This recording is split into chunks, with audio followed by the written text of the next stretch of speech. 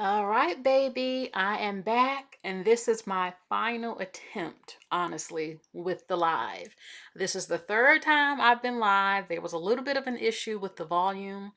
Welcome back, everybody. Okay, I'm waiting for y'all all to come on in.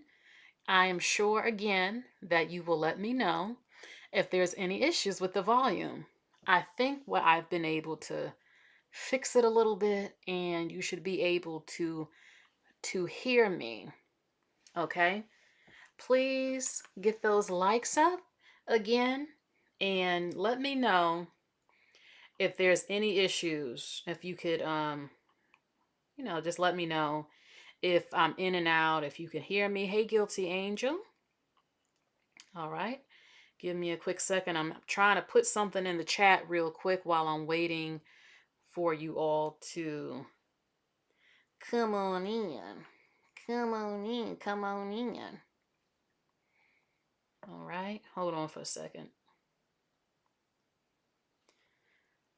Much better? It's better now? Good, good, good. Hold on.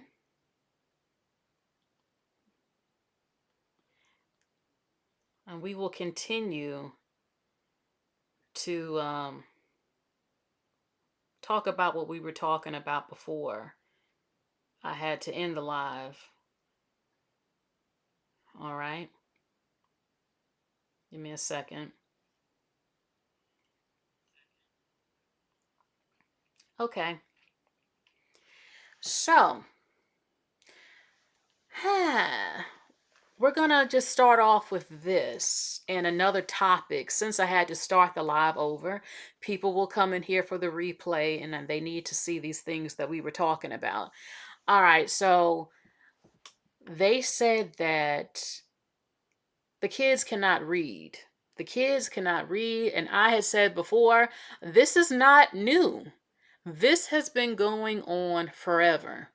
It's just getting worse. Again, they said that our country has a literacy problem, that a lot of people cannot read. Some people are upset because, oh, they always show black children. Well, I mean, we're only 13% of the population, allegedly, and we have a problem with reading. Thankfully, I don't, okay, at large, but it starts at home. A lot of parents, again, cannot read and they're having children. And like I said before, if you can afford to buy your child Nikes and Jordans and getting their hair done with $300 lace fronts and their nails done every 2 weeks, you can miss me with saying you can't invest in a local tutor, a part-time one or something. Or in some cases they can't, and in many cases they can. You have a lot of parents who are shitty parents. You don't read to your child. You don't read books together. You don't make your child read to you to see if they can read. And in some cases, again, if you cannot do something, you, even before you have kids, like if I know I suck at something when it comes to education, if I suck at it, I would prefer a partner who doesn't suck at it, because then if we have kids, he can help them. If I can't help them, and if we can't, then we both need to be mature and admit that we suck at something and that we need to get our damn child a tutor at home on the weekends to help them. All right? The teachers can't do everything, and some people learn differently than others. Some children learn at a different pace than others, and you just can't have your child sitting down watching TV and rap videos all damn day. You cannot do that. You have to go to the Dollar Tree. There are plenty of books and math problems and stuff, cards and stuff right at the Dollar Tree. It's a lot of stuff you can do to try to build their brain up and everything like that. Hey, Jessica. So, Guilty Angel says also give kids an incentive to read, like give them rewards and everything. Okay, you can do all types of psychological tests yourself with your kids. Hide and go seek. I think that's something that can help build the brain up a little bit too. I mean, just fun stuff that also, like, they have to find and search for something. I don't know. I don't have kids, but Teach your children how to organize the pantry. Yes, organization can help in life. These are just small things I'm thinking of besides having a tutor. Okay. And I know organizing a pantry is not considered something with academics, but it's giving them skills. I want you to organize the pantry. The rice, the canned goods, organize it. I want you to even teaching your children how to be kind to animals is important. You know, uh, learning how to make up the bed. These are all things that help build up certain skills. Treasure hunt, says Guilty Angel. Okay. I done told you so, says reading unlocks secrets. Yeah. You know, I would have them, if I had kids, we would watch The Never Ending Story, um, the Smurfs, the things I saw growing up, the Bernstein Bears, Rugrats, and the current stuff, and also read the books. And um, yeah, I definitely would want them to have a tutor. Okay, so Philadelphia, the teachers, there's a lot of outrage. Now, Philadelphia is very black. It is. And it's not just racial. Okay, it is true there are white and Hispanic students who cannot read, but this has been a crisis for a long time. Like I said, let me just be quiet. Let's play the video again of what's going on and how disastrous this is for our country and black people. It really is. Where we are the country, a part of the country, but this is disastrous. Okay, so let's get more into it. Let me get that dog on video. Read the ending score for me. She wore a suit, clothes that were. She wore a silhouette of clothes that were. I don't know that word. I don't even know how to read. These are students at Philadelphia's Prep Charter High School. She wore a. I don't know. The student posting these videos, he goes by What the Vec on TikTok. He's been posting even more videos asking his classmates to now solve math problems recently. 8 times 2? I don't know. Wait, 8 times x equals 64. Does x equal 2? It ignited a social media fire, fueling conversation online between teachers and parents who collectively agree that many black kids are graduating high school and they can't read. When you first saw that video, what was your first reaction? I was disheartened, but not surprised. Ariel Grant, she taught 7th and 8th grade in the Philadelphia School District for over 7 years. I think every parent should be concerned. She says these achievement gaps were happening way before COVID-19. Even after COVID was over and we were inside the classroom, a lot of my students were reading on a 2nd or 3rd grade level. What do you really think was the biggest why? When they get home, students still need to read and reiterate the certain lessons that they learned in school to retain the information that they learned for that day. And that is exactly what she says is happening. She couldn't encourage her students nor their parents to read even a chapter in a book at home. But she says parents shouldn't take the complete fall for what's going on inside our schools. Administrators didn't make her job easy either. Did they discourage you from failing kids? Oh, I was told in an email that, Miss Grant, you cannot fail any student. And why? What was the reason? If we aren't meeting proficient or advanced, a lot of our resources are going to be pooled for the following school year. That means that extracurriculars that are typically offered in suburban schools were in jeopardy. Yes, this is sad, but how do we fix it? That's why we asked Marquise Richards, a former Philly Schools English teacher who now works in higher education, helping first-generation college students get acclimated to the academic rigor of college. What is the fix? So if parents are able to at least read to their kids at least 10 to 15 minutes a day, if we're able to integrate free form writing in the beginning to help students kind of gain the muscle of writing again, and then honestly learn how to really engage with text. And so we should be reading a lot more books in the school year versus like these short stories or articles. All this social media post has done and this trend has done is put a mirror up to the rest of America in terms of like really where it's at. It's just annoying that they put black kids at the face of it, but the reality is that's the majority of America. The parents, y'all. The parents are stupid too. All tea, no shade. Because why are you messaging me about a project that I gave out to the kids, talking about what are they supposed to do for the project? It says, choose one unit to do your project over. Read through the project instructions and choose from them. They get to choose from 6 different types of projects that literally say, step 1, choose your biome. Step 2, create your biome. Step 3, create a card to read off for your biome. That's all of them are like that. What do you mean? What do they do? What do they need? It's all in it if you read it. Like, I'm so over these non-reading illiterate. It's like, my God, read. Now, again, I have an opinion. I kind of feel like as a teacher, he should be a little bit more gentle, even though I know, because he's a professional, you should not be calling the parents stupid. That was not nice. Even I would just say they're not educated and they can't read. And that's the problem. This is why I said there are problems in the so-called Black community that cannot be fixed because they're having children and it just continues over and over and over again. And the problem is that they don't even want to acknowledge that it is a problem. And that's why it continues.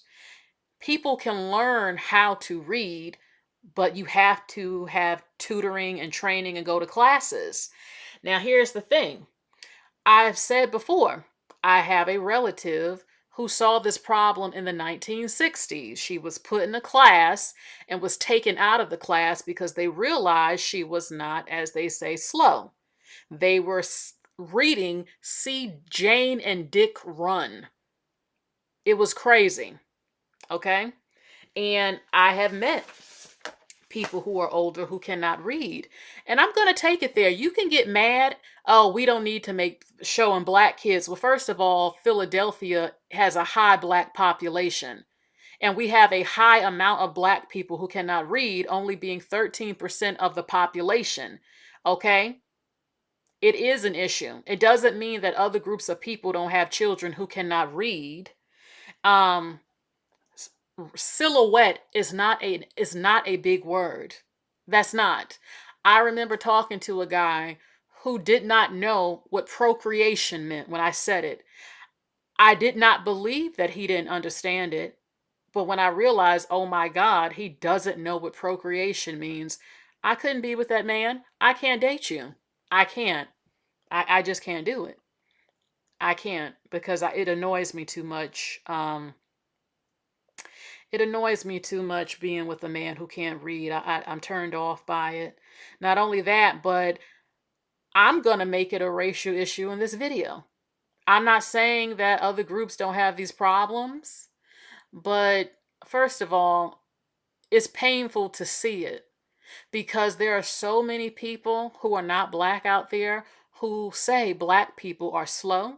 They cannot run the country. You cannot hire them for important positions because they will destroy it. And they see these videos and think we're right. They can't even read. How can you lead and run a company or something important, and we're putting it into your hands and you can't even read the documents. You don't even know what you're reading. You can't even comprehend what you're reading. You can't compete with white people and Asian people. I'm not saying it's true. Not 100%, but that is what they say. You cannot compete because they love to say, the ones who are prejudiced, oh, y'all have a low IQ. And when you see these type of videos where these children in 2026 who can recite every rap song but cannot read Silhouette and will laugh about it or don't think it's a problem, that it doesn't is y'all know exactly what I'm saying. Okay? And people look at the teachers. Why the hell did you pass them? How the hell did you end up in high school? And the lady said they're reading at a 2nd and 3rd grade level. Are you serious? And then the parents won't take responsibility. I have seen teachers years ago saying that these parents, they were talking about black, don't come to the PTA meetings, show up dressed in pajamas, blame the teachers that their child can't read. They don't even read to their children. And the quiet part is that a lot of them cannot read themselves. So they depend on the teacher completely to fix a problem. A lot of stuff comes from the home. I said that years ago on my channel that the government, because I've seen a lot of black people blame white supremacy. You can get out of my face with that. White people are not responsible for a lot of stuff that goes on in your home and your lack of parenting. They don't tell you who to sleep with. They don't tell you to end up a baby mama or a baby daddy. They don't tell you to go around calling yourself the N-word constantly. They don't tell you to go harm other black people with violence. They don't tell you not to save your money or get a savings account. They don't tell you to not do a lot of stuff, but you always want to try to blame them. It's 2026. White people are not the reason if I had some issues with certain subjects in school. They have nothing to do with that. Okay? And then I will see some of you say, oh, they need black teachers. Philadelphia is mainly black. You can have a black teacher all day. When I was in school, I had said it before, I had to sit at the front of the bus because they were acting like something off Bebe's Kids on the back of the bus. The teachers were frustrated because they wouldn't sit down in their seat and they kept messing with stuff in the classroom and throwing stuff. So you can miss me with that. It's how you are raised in your damn house. That is a huge part of the problem, but some of y'all out here want to try to blame other people for your lack of parenting. It is a cultural problem. Even though, I mean, a lot of us can read. There are a lot of us who can read and do better than some others, but it's the truth. It's the truth. Okay? If you were to meet some of those kids' parents, I guarantee you their parents don't even read to them. And in some cases, they're always working. My thing is if you have, like I said before, because I've seen these kids wearing Jordans and Nikes, nails done, lace fronts. That's a lot of money that adds up. So you can miss me with saying you can't get your ass on Facebook Marketplace or Craigslist, some sort of groups, go to the library and find a tutor. Please. Okay. My thing is they're in high school. When is the learning how to read going to start before? How are they going to get in college? I'm confused on how do you end up in college and you can't even read? How are you passing SATs and stuff and you can't read? How does this happen?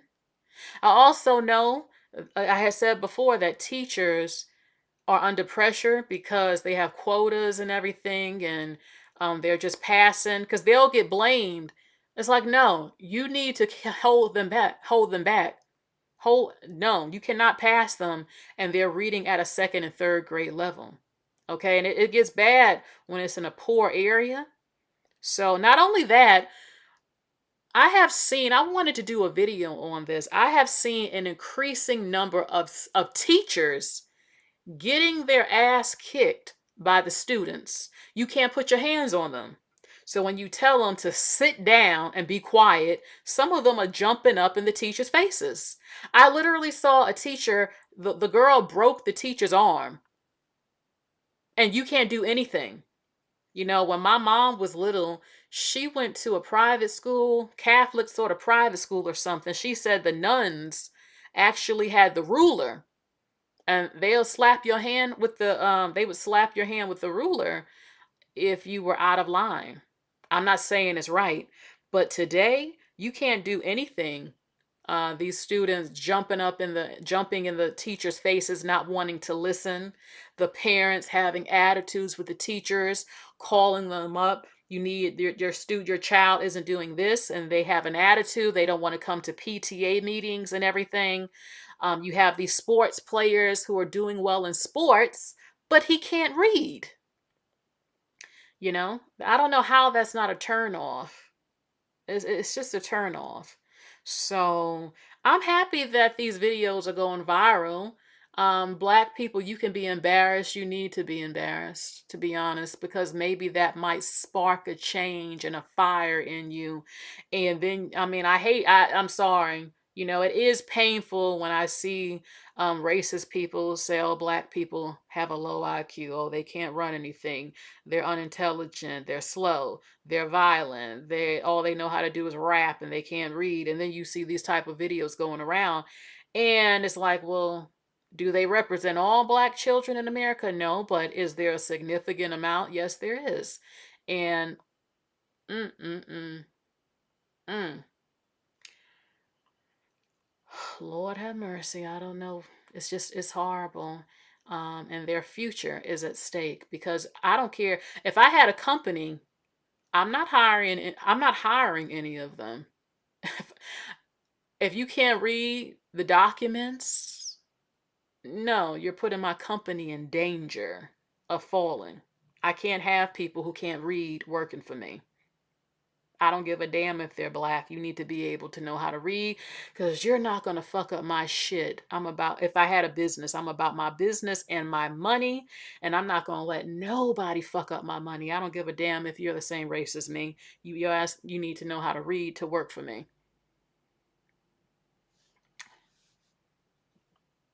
So I hope they get it together.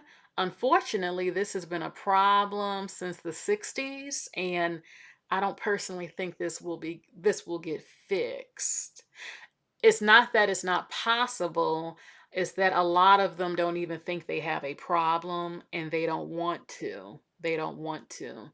Like I said before, texting me DAT instead of THAT, I probably won't be calling you back. I can't. No, I can't. I might say, are you joking? Is this how you actually write? I don't usually say that though, because I think it sounds mean. I just can't do it. I would ask, is this how you really write? And once if it is, we can't be together. I'm sorry. So, um mm, all right, let's go back to a topic before we get into more topics. And yeah, it is a problem to me when black men can't read. I can't respect you fully. You can't even read the bill. You can't even read documentations and documents, all that other stuff. You can't even read it. How are you going to lead me and you can't read, or you can't speak? I can't go out with you. If we have an important event to go to or something, I'm embarrassed by it. I'm keeping it real with you. So, all right. I had showed you this. The mother, because I started this live over. This mother is going viral because she's celebrating her daughter again being pregnant at 12 years old. She has a shirt on that says blessed. Look how little that girl is, 12 years old. That's the baby daddy on the right. I believe he's 13 or 14. Like I said before, this is embarrassing. I can't imagine walking in and seeing two children having sex. I had said before that little girls at 5 years old are getting their periods. 9-year-olds are getting their periods, which means you can have a baby, even though it would not be a safe delivery because you still have a small pelvis, and it will take your life if you don't get a C-section, because a baby cannot push out a baby, literally. It's too painful and dangerous for her. And I would not, like I said before, if this was my daughter, um, she would be getting an abort. She would not be keeping that child. I will not have her life destroyed. You will not be raising children at 12 years old, and I'm not going to be forced to raise your children as well. Even though I know my heart, and I probably, if I had no choice, I would help raise it, but I don't want to be put in that position. You're not having a child at 12. You're not even having a child at 16. I'm not allowing it. If you live with me, I'm your mother. I said no. I'm saving your life. Literally. They're not going to get married more than likely. And you should be enjoying your life as a child. When you turn 18, the process of growing up and traveling and stuff, not raising children. And a lot of times they end up with multiple children. They probably won't get married. She'll end up dating again at 16 and 17 and 18. If she's not on birth control or using protection, she'll probably end up with more children who have fathers who are different men. And it lowers a lot of stuff for her in the dating world for a number of men who will not want to marry her or date her because she'll probably have multiple kids by different men. And she's young, and her life is pretty much halfway destroyed. In my opinion, that's how it usually goes. We know that in the so-called Black community, Black girls who have children are not valued and are blamed for the destruction of the Black race by having all these kids, and they're not married to that man, or the guys don't marry the girl, and all this other stuff. We see it all the time. But more than anything, I mean, she's just 12. As her mother, if you can afford, again, getting her hair done and having a baby shower, you can afford to get an abort. Okay? So, I'm not quick all the time with the abort thing. It's not something that I promote as birth control or something you should do all the time. That's not how I would want that to happen. But in cases like this is a 12-year-old. I'm not letting her keep that damn baby. And her mother should not have done that. I'm not celebrating it. She has blessed on her shirt. Again, they're not even a married couple. And not everybody wants that, but again, like I said previously, in a lot of states, you still do have some child marriage if the parent approves it, but I think the lowest age they allow is like 16 years old. This is a 12-year-old and a 13-year-old. So, how is she still blessed? How is she still blessed being made to be a mother as a 12-year-old? Breastfeeding at 12, in the house raising kids as a 12-year-old. Oh, she says she's just kidding. Okay, because I said, no, I'm sorry. I can't agree with this. I can't. So, she's a 12-year-old, so I'm looking at her mom. I feel like, being that you're her mother and she's under your authority in your home, why the hell would you let her keep this damn baby? She's out of her damn mind, in my opinion. But I hope everything works out. At the end of the day, I hope her life doesn't end up destroyed. Okay. Even though it's already halfway from this happening, in my opinion. But you might end up with a good story. You never know. For sure. Okay, let's go to the next topic. Let's see. I saw this on Instagram. And I just wanted to share this with you because people are always making assumptions on who is dating out the other races so much. So this is what they said. This is the most common interracial couples in the United States. Number 1, white men and Hispanic women. Number 2, Hispanic men and white women. Now, that doesn't mean that the majority is dating out their race, but when they do, these are the top numbers for interracial daters. Number 1, again, the white man and Hispanic woman. Number 2, the Hispanic man and the white woman. Number 3, white men and Asian women. Now, everybody always thought that it was white men and Asian women at the very top. They're in 3rd place. Number 4 is black men and white women. Number 5 is Hispanic men and black women. Now, that one surprised me a little bit because I usually see black women with white men when we date interracially.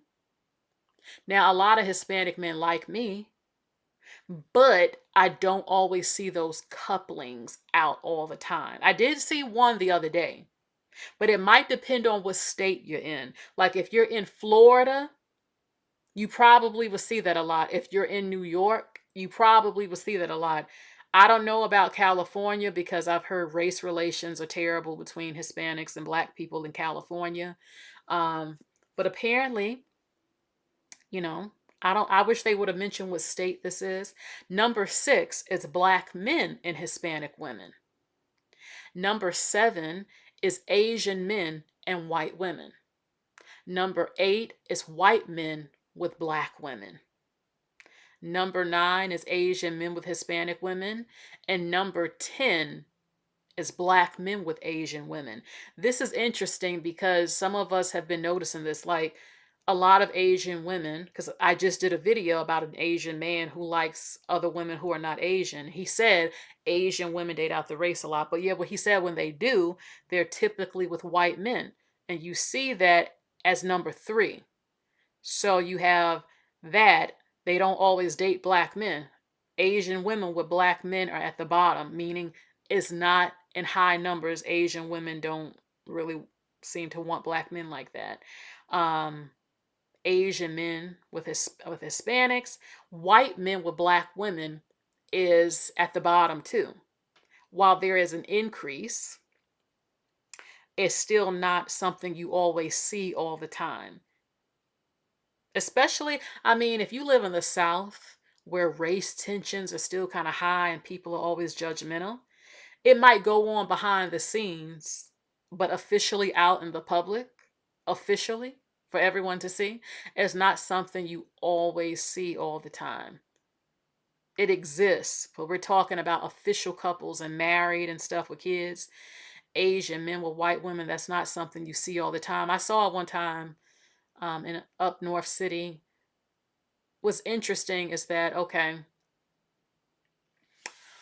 number 4 and 5 and 6, so black men date out 3 times the rate interracially than black women, even though they're only 6% of the population. So, but that's something you see. Usually, basically, if a black man is dating outside of his race, then he is with a white woman. And a lot of black women, when they date out the race, a lot of them are with Hispanic men. Puerto Rican and Dominican men are fine as shit, so I don't have an issue dating them. A number of Hispanic men are attractive. It's just interesting though, because again, it's not, I see more black women with white men, at least where I'm at, than with Hispanic men. But like I said, it depends on the location that you're in. So this was interesting. I live in Northern California and we don't have racial problems like Southern California. Interesting. Guilty angels in Southern California. Let's see. Texas, whole suburbs of black women are married to older white men in Texas. Interesting because I heard that a lot of Mexicans, men and black women in Houston are together. But you're saying in the part of Texas you're in, they're with older white men in Texas. Interesting. Interesting.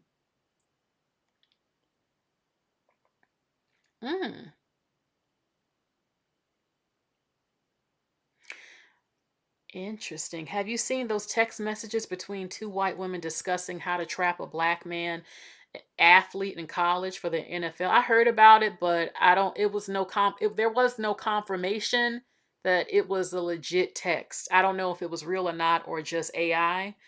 But I'm not mad at them because at the end of the day, black men are men. Men pick their women.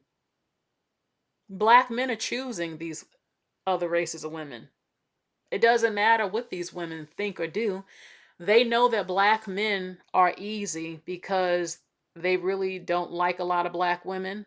They believe in the stereotypes against their own women, and all they have to do is play the game, look pretty, be nice, and they got them. So I can't say anything about those women because they're just trying to get the best man who can provide for them, but they don't care. They don't call them a gold digger, but they'll be quick to call a black woman one. So I don't even bother. Just let them date who they want to date. Because at the end of the day, men choose who they want. They pursue who they want. So black men have a choice if they want to date and marry a black woman. They don't want to. It don't matter what any woman thinks or does or what her tactics are. Men choose, men propose. You know? And I mean, that's the way the world is. I was disturbed though. I mean, they basically were saying, let him cheat. Put up with his shit, let him cheat. He's going to cheat. It doesn't matter. They even said in the text, he's the prize because basically he has the money. Look cute, keep your mouth shut. Talk shit about a black ghetto woman. If she's not ghetto, she might be hard to compete with. And I mean, they're not playing about it. If some of them cannot get a well-off white man, they're like, well, shit, black men are easy to get because so many of them hate their women. So it's easier for me. I'm going in where I can fit in and I'm going to get my damn provider man and I'm going to get this shit. I don't know what else to say. I mean, I'm not going to talk down because that's what some of them are doing. If anything, black men need to look at it like, damn, are we really that easy? Yes, a number are. You know? But a black man has the choice. He has to choose who he wants to date and who he allows himself to be with. I see black women making videos trying to make it sound like black men aren't men and that they're helpless or something. Are you serious? Men pursue, men ask women out, men propose. So I don't want to hear nothing about no brainwashing. He's a man. I mean, it's pathetic when I see women making those types of videos.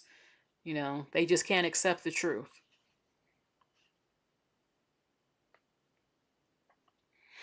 And some of these guys know these women want them for their status, but basically they said, well, we play our position.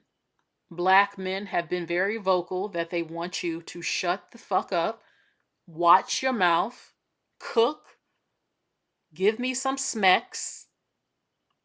And I'm not doing some of the stuff that they want to do that's real freaky deaky because they talk about, white women being freaky deaky. Some of them are. I mean, some of the stuff I've seen, no. Some stuff is okay and some stuff is disgusting, you know? But that's what they want. Let me cheat in peace, shut your mouth. And some of them might give you what you want. I'll pay your bills, I'll take you shopping. Don't ask me my business. Watch your mouth, be submissive, be sweet, look pretty. And in some cases, it doesn't matter because you have some who are just prejudiced and they don't want their children to look a certain way or have a certain hair texture. I'm keeping it real with you. So it doesn't matter if you fit all the qualities that he's looking for. If he doesn't physically like your traits to reproduce with, to procreate with, it doesn't matter. And that's the hard part that some black women cannot admit to. That some are just prejudiced and they don't want they don't want children with you. I'm not saying they don't feel that way about all black women, but they do about some others. If they don't feel like you have physical traits they want to pass down to their kids, it doesn't matter how nice you are and submissive. It's about they don't want to breed with you. And that's just the reality. Because I see black women continuing to make these videos about athletes and black men in power who don't choose them and trying to shame them, like Jamie Foxx. Like, why are y'all doing this? It actually makes you lose as black women doing this. You look like you're begging for them. And why are you harassing a man who's made it clear that he doesn't prefer you? Get over it and date who you want or date other races of men. Black women making these videos on Jamie Foxx on TikTok, a whole podcast panel about him having another white woman. First of all, Jamie Foxx is not fully straight, in my opinion. But it's like it makes the women look sad. It makes them look like they're begging for validation to be loved and accepted. And I don't even think Jamie Foxx is that damn good looking. He ain't my type. But yeah, they just can't accept the truth. It's not all black women have an attitude. Some of these guys will talk about hair, but they won't say that they prefer the hair of a woman that's not black. They're not going to say that. They could have chose a black woman with natural hair. There's plenty of them. They still didn't because they don't want that, especially if her hair texture is too coarse to them. They're not going to publicly say that. But that's just the reality about it for some of them. They're not going to play these games with me. I can tell you, I know how a lot of their minds work and their psychology, and you know, I know them, a lot of them. So they're not going to admit that they're prejudiced or that they didn't want to reproduce with certain physical traits that some black women have. They're not going to ever do that because they know how that would make them look. It's easier to say a black woman has an attitude and she can't cook and she's a bad mother. She has a loud mouth. She can't submit. It's easy to go to that because it's such a popular stereotype. And people believe it, especially when they see us acting ratchet on TikTok and on Instagram. They believe it. So it's like, oh, he's justified. Of course he doesn't want them. I mean, look at them. Even though you see plenty of black women who are in the church begging for a husband. You see black women cooking and making breads and wanting a husband. They know that they know. They just don't care because they're going for what they want now and they feel like they've been accepted. So now they can do what they always wanted to do. And I'm going to tell you this because no other black woman says this. How can you trust the opinion of a lot of black men for dating out the race when they were practicing eugenics within their own race before they started dating in these numbers? Before black men went to white women, they practiced the same shit within our own race. They still do. And I can tell you this as someone, yes, dark-skinned men. Not all dark-skinned men are the same. But I can tell you, yes.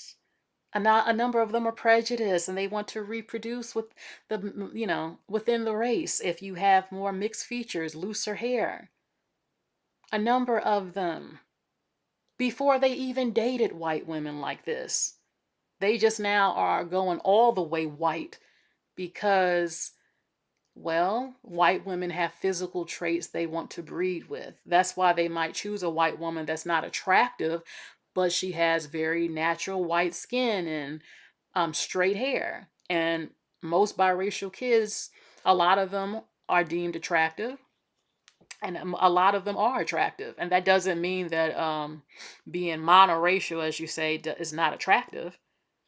Hold on. Excuse me. You know? So that's why you'll see, well, a black man, he might pick any white woman who looks any kind of way. Because in his, he believes he's still going to make a decent looking child. Because a lot of biracial kids tend to look, well, they're not unattractive on average. From what I've seen. A lot of them. Let's just keep it real. People will throw up pictures of unattractive ones, but that's not the majority. And that doesn't mean that if you're not biracial, you're not attractive. Or in a lot of cases, the man ain't even cute. He ain't cute either. And the woman might not be cute, but the baby looks better than both of them. I said it, get mad, it's true. So I'm just saying, they're practicing eugenics. They were prejudiced before they went to white women in the numbers that you see, because historically we have known that they have done this and practiced this within our own race since slavery. And now they can latch on, oh, the black woman, this, she this, and this, and that. Or they talk about hair weaves. Go ask most of them, do they like so-called 4C hair? You please, child, most of them don't. But they're not going to admit that. But black women know who do have that hair texture. They're full of shit, a good portion of them, which is why I don't even bother talking about this stuff that much anymore. I think you should date who you want to date. There are black men who still like black women, but everyone has different taste. Everyone, we don't look the same, so everyone has different taste on what they like. Yeah, I don't understand black women who shun biracial men, especially when they have a black mama. I mean, a lot of the sons are gorgeous. Some of them shit on biracial men, and biracial men, especially if they have a black mama, they like black women. It's like, well, why don't you date them? A lot of them won't have a problem dating you. And some of them date black women who have a black daddy. I'm like, shit, black men, they date who the hell they want. I just don't like the ones, if they're ignorant like their black father, I can't date you. So, because some of them be having issues because of their black daddy. Some of them.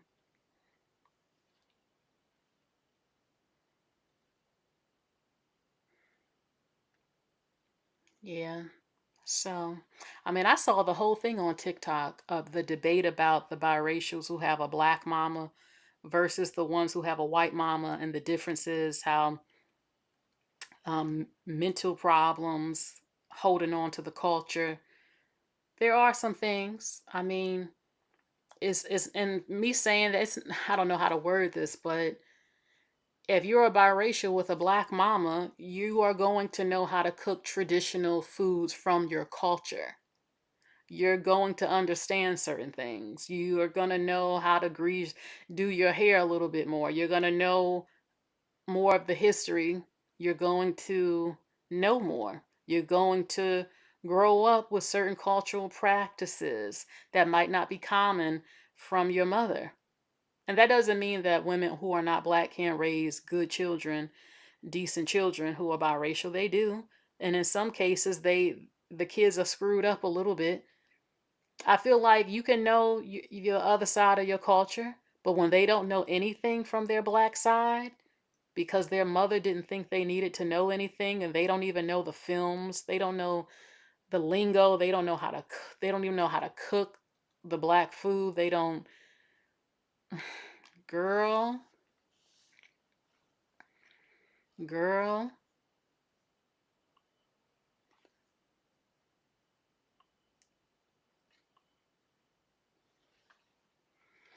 And I'm gonna say something controversial. I don't say, I need to get it out.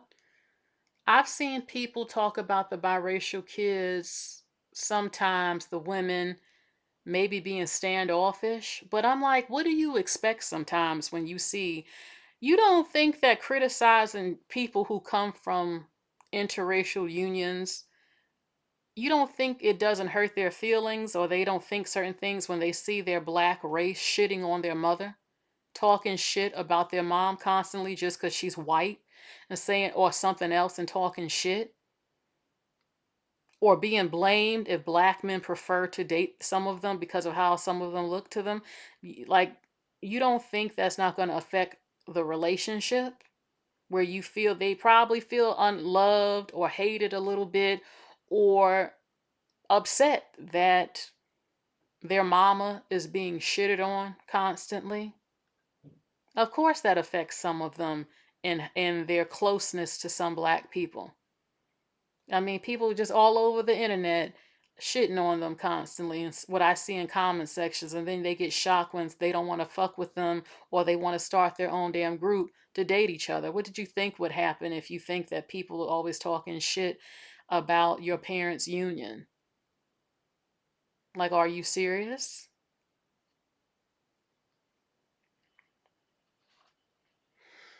Mr. Universe. So kids, And in some cases, their parents do fit some of the stereotypes people say. So I don't know. Um, so kids raised by their grandmamas don't get that. Don't get what? It depends on the individual. So kids raised by their grandmas don't get that. Don't get what? There are a lot of biracial kids with black daddies who don't even know they daddy. They daddies don't even raise them.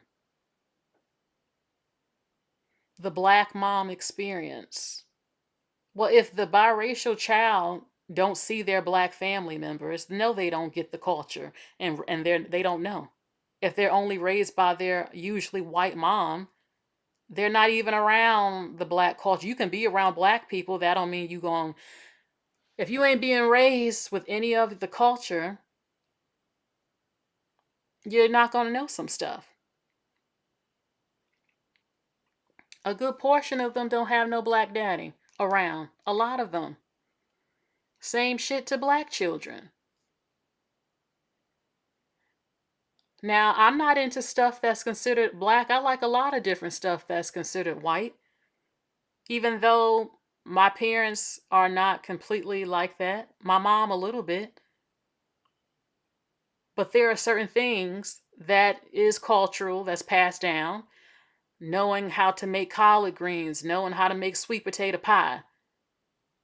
Washing that ass with a wash rag. And I'm not saying not all white people don't do that. Certain words you say that we understand. Now, I'm black. I'm black. I'm a black American. I don't know how to cornrow no damn hair. I've tried, so I'm missing some stuff. I never had 7-Up cake before. There's certain stuff I don't eat. I don't like being stereotyped. I don't eat pig feet. I don't eat chitlins. I don't eat watermelon. Some people would. You are not black. I am a black American. That's my racial classification. I have American black slave ancestry. I also have white and Native American ancestry.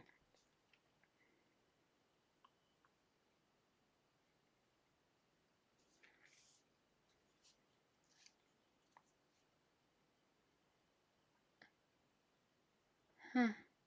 But there are certain stuff I grew up with and certain stuff I didn't. That's considered, when I hear black people say, oh, this is what we do. This is what I'm like, I'm not into some of that stuff. Some stuff I am.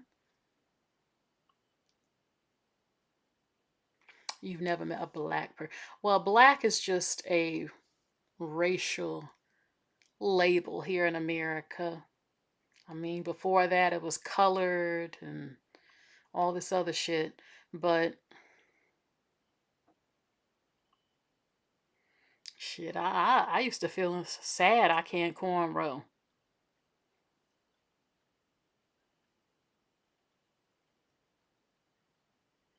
Okay. Let's go to the next topic. Y'all heard about the hantavirus on that cruise ship. They're now saying, I tried to learn how to cornrow. I couldn't do it still. I just gave up on it, but I did try. The hantavirus can remain in semen for 6 years. The hantavirus is in the man's sperm for 6 years and is now being considered an STD because it can be sexually transmitted even after you've recovered from this. The hantavirus that comes from rat spit and donkey and pee-pee, if you get this virus as a man, it will remain in your sperm for 6 years, is what they're saying.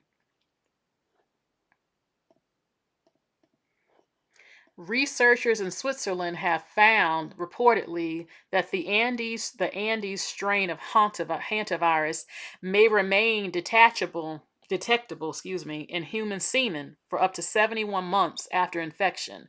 According to the study, scientists monitored a man who contracted the virus in South America and discovered viral RNA in his semen nearly 6 years later, despite no traces being found in his blood or urine or respiratory system.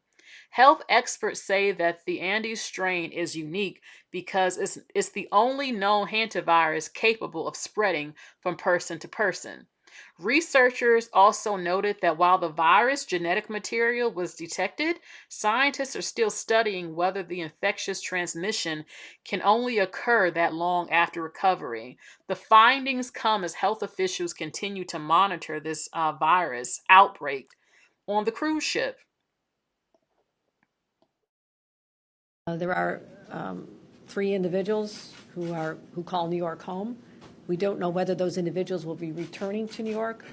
I believe that there's a 42-day monitoring period, and they can decide whether they want to do that in Nebraska or come back and make other accommodations. But my health department, my departments, all have been involved with the CDC from the beginning. And I want to make sure that the CDC is capable of handling something should it grow larger than they're predicting. We have outstanding researchers here in the state of New York, scientists. Our Wadsworth Laboratory is second to none, so I've activated them to start preparing New York for worst case scenarios and hope they don't come. But I cannot, as governor, not be prepared for anything that could happen. And again, given our concern about Washington, that I have to step up and make sure that New York is helping lead the way here. Okay, honestly, I don't see this outbreak becoming like COVID or what we saw in that movie Outbreak. Yes, a small amount of people have it. Will there probably be a few more who have this virus? Yes. Do I see it spreading like you know what? No, I don't, to be honest with you. I don't. Leave a heart if you think that this hantavirus, we're in danger from it. But it is kind of scary that they're saying that it's in the man's sperm for up to 6 years. I wonder what would happen if he does you know what and his woman becomes pregnant. What would happen to the baby and the woman now that he did that? So we'll see what happens. Okay, let's see the next thing. Baby, the mask always slips eventually. See, the media worked overtime trying to sell Caitlin Clark to all of us like she was the second coming of basketball. And it was like the NBA finally found this comfortable face that they could package up and market to the world about this is the WNBA. And even then, I was one of the few people that was like, nah, some about this don't sit right with me. And now y'all want to act shocked that she walked out with Morgan Wallen. Shocked for what? See, people tell you who they are all the time. Problem is, y'all keep giving soft spaces for racism and disrespect. When somebody benefits from the system, they rarely question it. Why would they? That's like expecting the casino to complain about the slot machine when the slot machine still makes sure they get paid. And then many of you keep mistaking marketing for morality. Just because somebody smiles in your face don't mean they stand for you. A velvet glove can still hide a clenched fist. Okay, so I was at first confused because I myself had never heard of this man. I said, well, who the hell is this? Now, Caitlin Clark, I talked about her before because she is an amazing basketball player. People were upset because Black women in the WNBA who are just as good, they weren't getting all these endorsements, and the sport just wasn't really getting popular. And Caitlin Clark, I mean, she's like Stephen Curry or whatever. I said, okay, people are trying to diss her. Let me look at her skills. And when I saw it, I'm like, well, damn, she really is good. She's an amazing basketball player. It doesn't matter if she's white, she's good as shit at what she does. But people felt like, well, why is she getting more attention? Why is she getting paid these endorsements? I really think that the salaries of the women in the WNBA is trifling. It's tragic. They should get paid a lot of money. I mean, men who play basketball get a ton of money, millions of dollars. But the truth is that the WNBA just is not as popular. But when Caitlin Clark, some people felt like, well, look, we're 13% of the population. That is a huge factor into a lot of things, okay?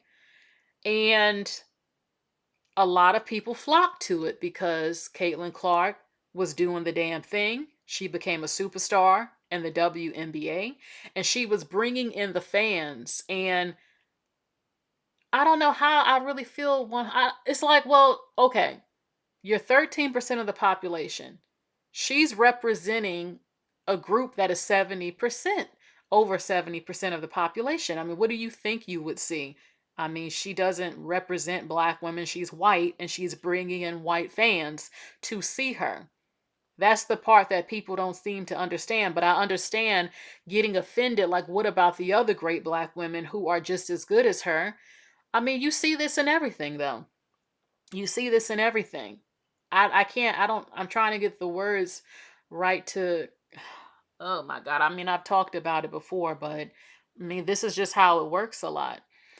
They can relate to her. She represents white women, white people. She's dominating in the sport, and she represents the dominant group literally in numbers. So you will see more of them there than black people. That's just math. Okay.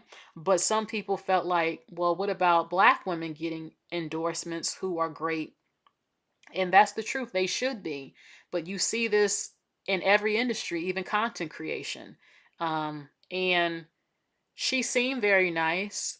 She admitted that she was benefiting in a sport that she doesn't dominate, and she wanted to see black women treated with respect. I mean, I watched her say these type of things, but now she's stepping out with this guy, Morgan Wallace. At first I said, well, who is he? I never heard of this guy.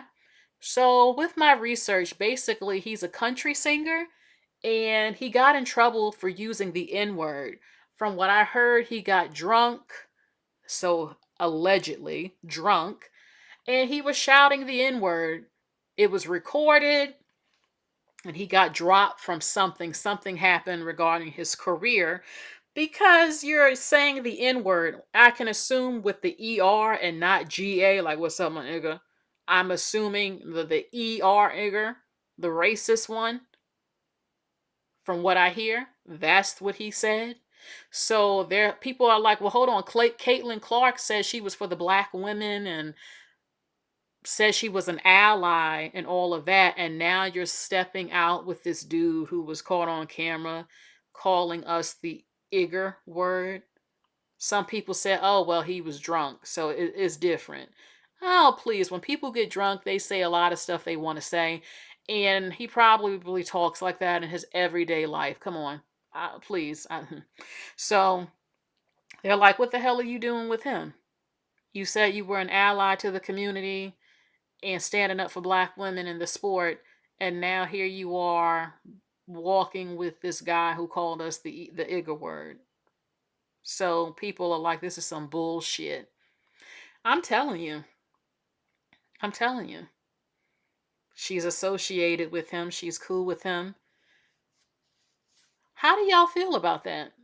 Some people said she was racist, but I never threw that label on her because I don't just call people that. I need evidence she's a racist. Just because she's a white woman from Indiana or something doesn't mean she hates black people. But some people felt like that before this even happened. And now that they see her with him, they're like, oh, see, we were right. Look who you associate yourself with. Look who you're hanging with. So I'll be reading the chat on what do y'all think. I mean, even if she wasn't a racist, the fact that you're publicly hanging out with a guy who calls black people the igger word is like, come on now. All right, so let's go to the next topic. Cheyanne Bryant. We know her as Dr. Cheyanne Bryant. She is under fire because, well, she said that she is not going to use a license. We know she's been all over the internet saying that she's a doctor, a psychologist, or something. Now she's saying she is a life coach and that she's not a therapist or something. She's saying that she did go to school, she went to college, and now all her documents are gone because something happened with the school. So people are upset because they're saying she's a fake doctor. Here's my thing. If she said, look, no, I'm not that. I am a life coach or something. I'm like, okay, you don't have to have a college degree to be a life coach. But they're saying, well, that's not how you kind of promoted yourself at first. You said you were a doctor and all this other stuff. So it says that Cheyanne Bryant claps back at haters who said that she's unlicensed and unqualified after referring to herself as a doctor. She says, I'm the most sought after psychology expert, life coach in the world. I don't need a license for that, sweetie. Okay, a psychology expert. I don't have an issue with her making her money, making a way, because a lot of people make their own careers and do well. They do that. But people are saying it's dangerous if you promote yourself as a certain doctor and you don't have the qualifications. Like, are you promoting medicine for people to get on? She says, no, I'm a life coach now. Okay. So let's see more of what she's saying. I mean, look, I had a video. Well, I used to do that and years ago on here when I had, if you wanted to have a one-on-one with me, and I had about one or two one-on-ones, but I did not say I was a therapist or a psychologist. I gave advice and someone you could speak to and all of that. And I don't think you can do that as long as you're honest about it. Like, no, if I feel you need to see a more professional person who could diagnose you with medicine or something, I'll tell you that. But that's not what I do. But if I could talk to you, then I don't think that's an issue. But people are saying that she's a fraud and all this other stuff. Let's get into it. I've earned the title. I have multiple degrees, and I'm not going to prove anything to anybody. My obedience is to God, not to people. And so as long as I'm in his will and I'm serving and I'm doing his, his word, my sheep will know my voice. Even the sheep in wolf clothing. That is not my battle. Well, that's with the his. questions that are out there, why not provide the proof of your degree? Why not? Well, a couple of things, right? I have multiple degrees. And my thing is that my proof isn't something that I have to prove to individuals. My proof is already within my credentials, my degrees, and also more than just my titles. It's in how effective I've been.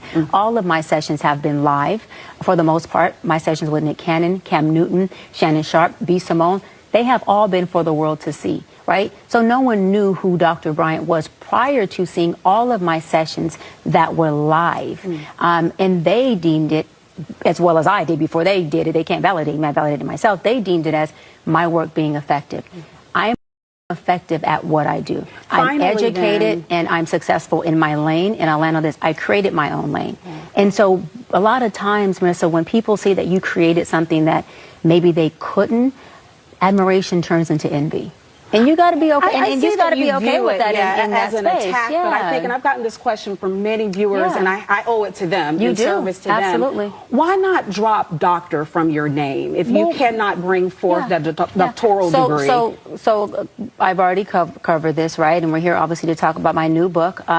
So I've earned the title. I have multiple degrees, and I'm not going to prove anything to anybody. And we're going to leave it just as that. Yeah. Dr. Cheyanne Bryant. Baby, Dr. Cheyanne Bryant. And that's where, and you're standing by that. Standing by it. Yeah, right. Because I earned it. Absolutely.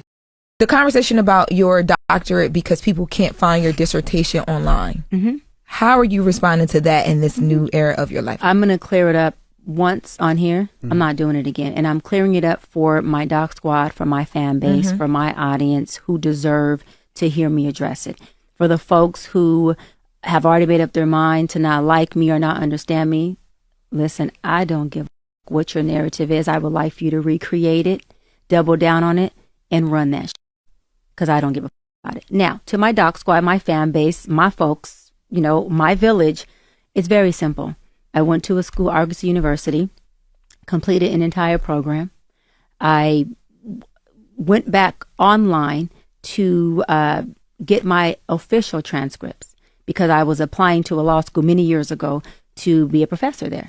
And I had to provide my transcripts, right, to get hired. And I went to contact the school and say, hey, I need my official transcripts. I need my entire thing. And there was no school. I was like, okay, I'm confused. I Google. It says this school has been shut down. I said, oh, well, they got to have records. I mean, they were accredited when I attended the school. They were accredited when I finished the program. I go and look, there is a third party that has the records. Why I contact the third party, that third party only holds records for 2 years. I was past my 2 years. So that means that I had no access to records. And then I contacted, financial aid. You can't make up financial aid. It shows that I paid for a doctoral program alongside my master's program and my undergrad program. And they said, we can fully refund you your money under one circumstance. We give you your money back. You don't get credit for not a class, a course, a program you took in this university, at this institute. So do you want us to refund you? Or do you want us not?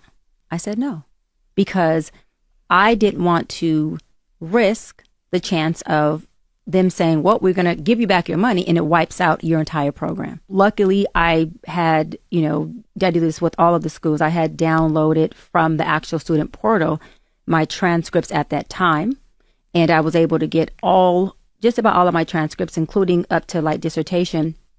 But everything else, there's just no holding take for any of our records, which I think is completely effed up.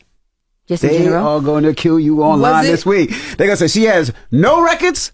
They just want to hate you regardless. But No, that's fine. And it's not even that there's no records that I don't. The school had a third party that carried the records only for a limit of 2 years. So it's not me.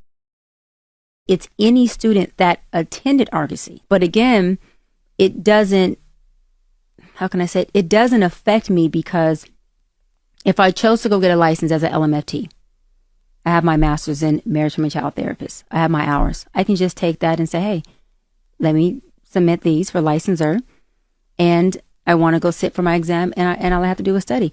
I don't need a doctorate in counseling psychology to go get licensed as a therapist. That's what we're all missing. I love that. What I do, a license is not required. One. Number two, when I was in my undergrad, which is a degree in psychology, my master's is a degree in marriage, family, and child therapy. My doctorate is in counseling psychology. Those are all academic. I have 4 academic degrees. The other one is in Pan-African Studies. There's 2 honorary doctorates. One is in behavioral science. So you have an earned doctorate? Yes. Okay. And the other one is in humanitarians. Honorary doctorates are to praise you and give you your flowers for your body of work. Mm-hmm. Okay? They're not academic, but it shows your body of work is effective enough for them to honor you with an honorary doctorate. Now, going back, when I said I worked under a license, see, all of this is terminology. Mm-hmm. The people will open up their ears and do what school teaches therapists to do. I'm not a therapist, but the group of licensed professionals who have an issue with this, they teach you all something called active listening. None of y'all seem to be actively listening. Working under a license means I'm working under a supervisor's license. If anyone went to school for therapy, psychiatrists, psychologists, you have to accumulate practicum. You have to accumulate hours before you can graduate. It's not an option. So I accumulated thousands of hours underneath the supervisor's license, working as a marriage, family, and child therapist. So an MFT is what I was, not an LMFT. LMFT is licensed marriage and family therapist. MFT is marriage and family therapist. As I worked under that license, I did diagnose, I did treatment plans, and I seen clients regularly. My goal was never, ever to obtain licensing, ever. I did not go to college and say, I want to become a licensed therapist. Let me put a disclaimer out there. A licensed therapist, there's nothing wrong with that. There are absolutely effective, amazing therapists, counselors, psychiatrists, psychologists, and life coaches. Absolutely amazing. It's all subjective. What works for where you are in your life? What works best for the season you're in? What is it that you need? And what clinician or coach is best fit for what you have going on, the season you're in, and whose tools and principles will most be effective for where you're trying to be and for your healing. That's what it boils down to. Neither is better. One's licensed and one's not. For me, I have all of the training and I have the academia and I have the education. I'm going to say it one last time. I had zero desire to ever become licensed. As a young girl, I've always created my own lanes. Once Dr. Cheyanne Bryant went super viral earlier this week for saying that she no longer practices with a license. And she went in even further in saying the only purpose for having a license is to bill insurance. The internet went crazy and a bunch of people asked my opinion. And honestly, I really wasn't going to say anything, which is why I'm only now addressing this. I think that people practicing without a license do harm. And let me explain to you why. Number one, because when you have a license, that means you're accountable to an ethical board, and that ethical board has standards that govern how you behave as a professional within this field. So what Dr. Bryant is saying is I no longer have a license, which means I'm no longer held to a standard of ethics, and I can do all kinds of things without being held accountable by an ethics board. Number two, this is very important. It is inaccurate to say that the only reason that a license exists is to bill insurance. That is not accurate. The license exists so that clients and the client base can feel safe that the people they are seeing have been A, well trained, because in order to get a license, you have to have at least a master's degree from an accredited program, and B, that they're not going to violate certain things like cross different boundaries with clients or have what we call dual relationships. Like they're not going to violate the rules and not be held accountable. So it actually has nothing to do with insurance. I have no idea why she said that, but I do think it does harm because people believe her. See, this thing that happens in the world is like when you see someone has millions and millions of followers. Dr. Cheyanne Bryant has millions of followers. They assume that she's an authority of a field. Dr. Cheyanne Bryant has a doctorate degree. We assume that she's authority. So when she says things, people believe it to be true. And this is wildly inaccurate. And this kind of misinformation causes harm. So I had to contribute to this conversation because I'm a licensed psychotherapist. This is what I do, which means I'm held to a standard by an ethics board associated with my license. It means that I have demonstrated that I've gotten a master's degree in my field. I have passed all the exams necessary to pass, and any client that would like to see me, they should know that I have the required education and I meet the required standards of ethics. You cannot say that for Dr. Cheyanne Bryant, nor anyone else that is practicing without a license. Oh my goodness. Listen, I'm going to say something people won't say, and I'm not saying I'm defending her 100%. There are a lot of therapists who don't know what the fuck they are talking about when you talk to them. They have the education and a license, but they don't even know what they're talking about, some of them. They can't even relate to people with problems because they never had those problems. They don't understand. They read what the book tells them to say, what they were trained to say, but they don't really understand. A number of them. I could give better advice to some people than a licensed therapist because I actually understand what they're talking about, some of them. And I'm not saying that to crap on all licensed therapists and psychologists, but a number of them will just sit there, let you talk, jot God knows what on a book, say and then prescribe you something or give. They don't really say much. Some of them are good. There's a lot of them who are terrible. as well as a lot of doctors out here, literally at the hospitals, who don't even know what the hell they're doing and what they're talking about and have to Google every damn thing. This is facts. Okay, so I'm interested. Look, I'm going to read this real quick and then we're going to get more into it. Okay. She was reported, somebody went on the internet, and black people are upset because they felt like, why are y'all trying to destroy this woman? Let her make her money. It says a user filed official complaints against Dr. Cheyanne Bryant with the FTC and California Attorney General. This is what they posted. I went ahead and reported her to the FTC, CBBS, and the California Attorney General. Produce those credentials or update that title, ma'am. Nobody got time to be playing games. You got a whole bunch of people who would still purchase a book or a session by Cheyanne Bryant, MS. So they took screenshots of reporting her. Your complaint has been submitted if you have questions. So yeah, they went and reported her. And they were in the comments saying, this is why you cannot reveal certain stuff. Look at what they're trying to do. She is a doctor, damn it. She's a doctor. She's a damn doctor. Stop hating on Dr. Cheyanne Bryant. Let her. Okay, hold on. Hold on. Computer is moving a little bit slow. I hope you all can hear me.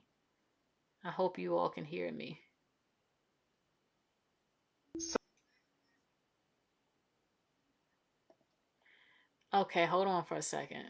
I don't know if y'all can hear me. Hopefully now. But basically, there are black people who feel like, leave this woman alone and let her make her damn money. Okay?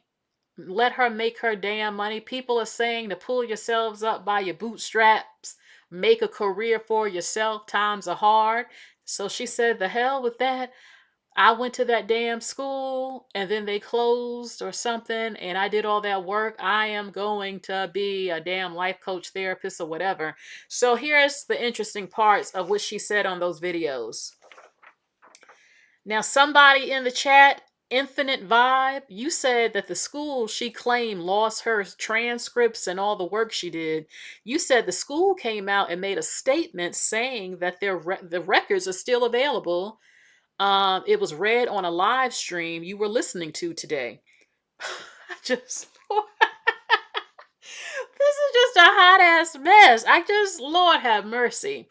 I had said that I was upset with her the other month when I thought she was a doctor and she showed up at that Jeezy classy event with a whole see-through lace outfit and green underwear, like almost, it was trifling. And I had said, what kind of professional doctor is this? Because it was just straight up ratchet. And she presents herself to have this class and telling women how to find a husband. I'm like, you showed up to an event with your ass out, literally. Like, it was a completely see-through outfit with green underwear and a green bra, like you could see it all. I couldn't believe what I saw. I said, this is horrible. Like, I thought this woman was a professional, classy doctor. I said, what the hell is this? That doesn't mean, look, I don't know what she tells people on her sessions. She's highly sought after now. Here's the mystery. And I'm not saying this to hate on her because I believe in the come up, damn it. I believe in the come up. And if you've been working hard, there ain't nothing wrong with that. But I did wonder, it's her and another lady that's interviewed Cam Newton and stuff. And I just keep thinking, where the hell did these women come from?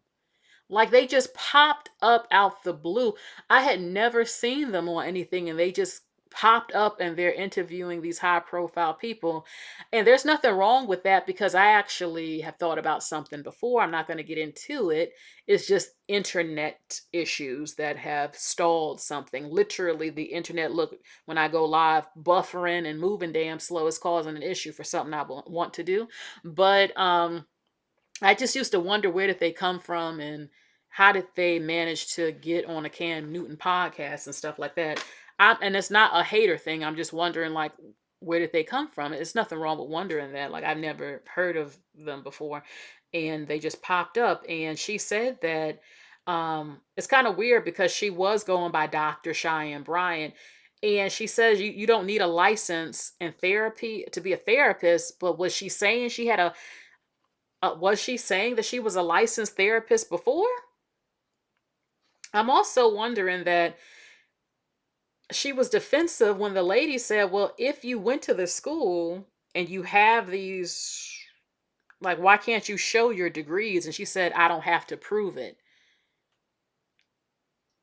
If you had them, it wouldn't be an issue to show them.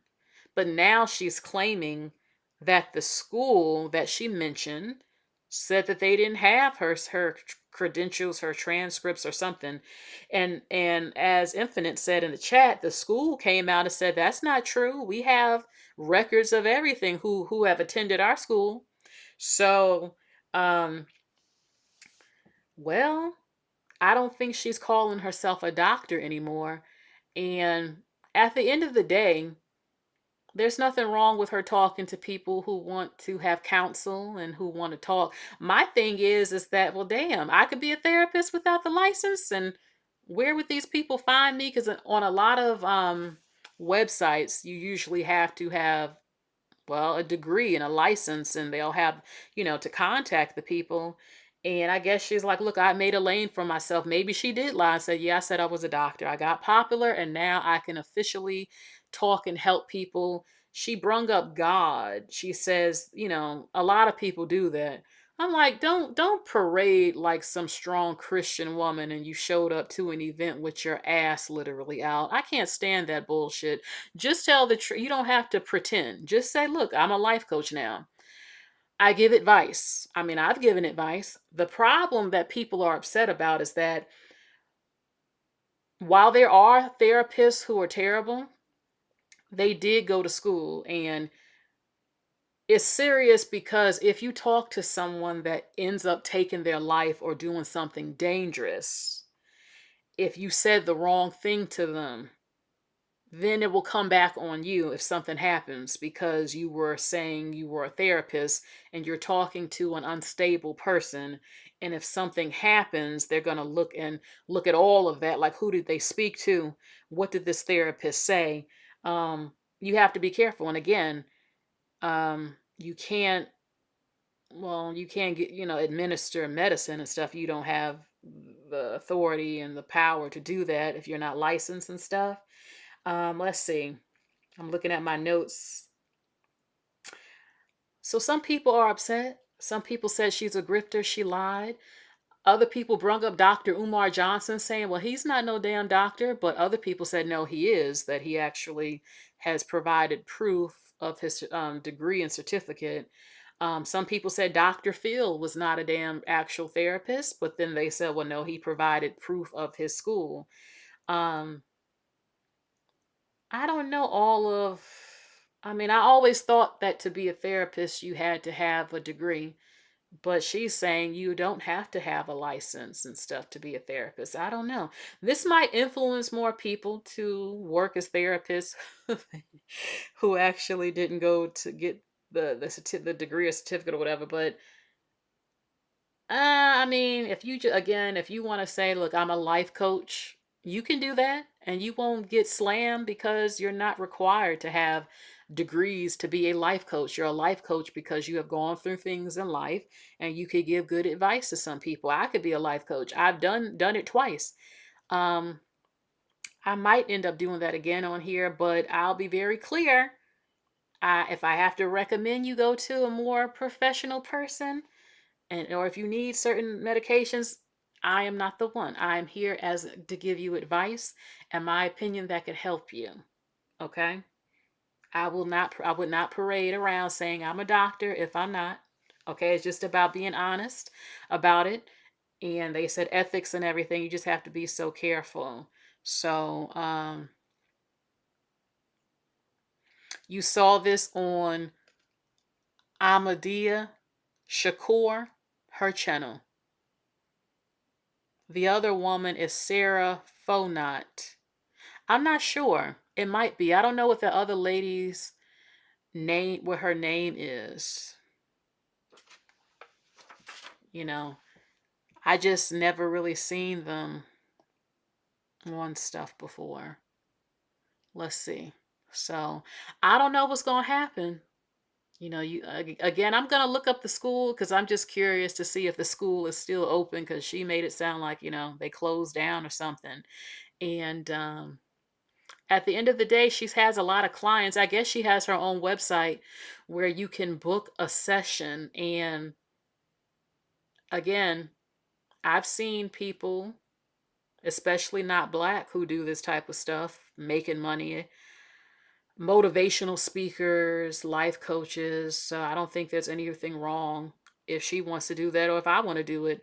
My thing is, I think people are upset because of how dangerous it could be if you say that you're a doctor and you don't have any of those credentials, especially when you talk to very vulnerable, unstable people and you don't want anything bad to happen because, you know what I'm saying? So, ooh, K Jones says that's what my brother does, and he has his own practice and office. He's a, what is he? Is he a life coach? Is he a, what does your brother do? I mean, nowadays, you can just have your own website. People can post, you can have bookings, charge whatever you want, put a disclaimer on it. I am not a professional doctor. If you need help, this is the hotline. This is who you call. Okay. And we'll have a one-on-one. I mean, who knows? I'm not against that. Okay. Let's see the next thing that people are talking about. Let's see. Maxine Waters. She's a congresswoman, and she's responding to Gen Z and millennials saying she is not too old to continue to be in office. She says, no one is too old to serve if they are effective and a fighter. I think she's so cute. She's always fighting for justice. My thing is, I don't agree with her. We have seen people in office who have dementia, who can't stay awake, who stutter constantly when they're talking. You are no longer in your right mind. After a certain age, you move very slow. Maxine seems to have her sense still. She's mobile and everything. But some of them have outdated views. Some people who are in power, who are old, they're some things don't change, but some things do change, or some things need to change. And you have people who are very old, who are out of touch about how the world is today, who still think you can walk in a business and just get a job when they'll tell you you need to apply online. You just can't show up with a resume at the job like the old days. But she says no. No one is too old if they're effective and a fighter. You are if you have memory problems, you cannot speak, you have dementia, all that stuff. That is a problem. Okay, she says that she doesn't have any plans on leaving Congress in the near future. She's 87. She pushed back against critics who said that politicians are too old to continue serving, saying that age shouldn't be a deciding factor if she's a leader and still capable. She says no matter what age you are, if you're in good shape and you can do what it takes, then you should do it. The longtime California Congresswoman served the U.S. House since 1991. And she's one of the most recognizable Democratic voices in Washington. Now, I am for, look, just because I'm older doesn't mean I have to give up my dreams. But if you're going downhill, and you know what I'm talking about, sometimes you have to hang it up. I do think they need more younger people in politics. I do.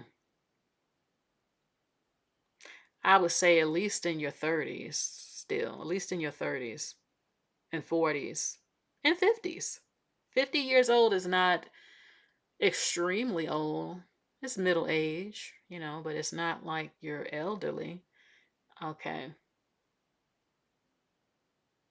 She hasn't done a damn thing for her district. She needs to sit the hell down.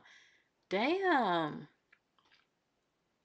I don't know. I don't know much about Maxine. I have seen her a lot at protests and marches and trying to fight police, which I don't agree with. Um, I'm not sure what she has done. I just know that she's very popular. Leave a heart if you think, leave a heart and put behind the heart what age is too old to be in Congress and running stuff. Put a heart in the age you think is too damn old in the chat. Mr. Universe says if you take care of yourself, you can last a long time. Exercise should be required for the elderly because they lose bone density faster. Oh, Lord. Mm-mm-mm. So I'll be looking in the chat. What age do you think is too old to serve in Congress? I used to think about stuff like that, but I don't know if people would accept me because of my views or the way that I speak sometimes. I don't talk like this everywhere, even though I'm not talking bad. But just gotta watch your curse words. You gotta be careful how you speak, convey your feelings and everything like that. You have to. All right. Oh, you said he's a psychologist. But he's not licensed. Like I said, I didn't know you could do this without a license. Let me know. But you do have to have, I guess, some sort of degrees or certificates or something. I don't know.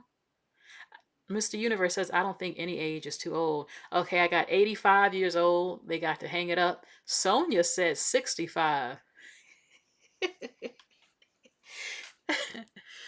65, 65 is not that bad. I would say once they hit maybe 70 or 75.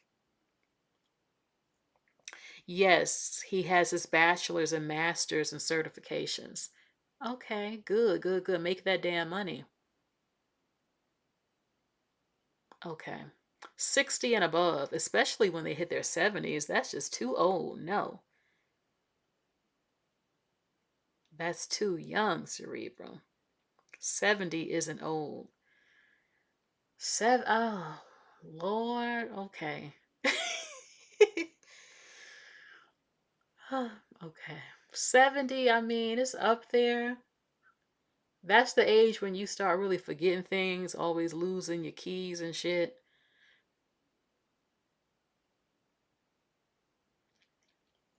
Him and his wife also own several group homes as well. That's really good.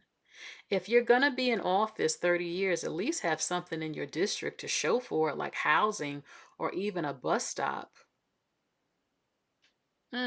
Sonia ain't holding back on Maxine and the people in Congress. No.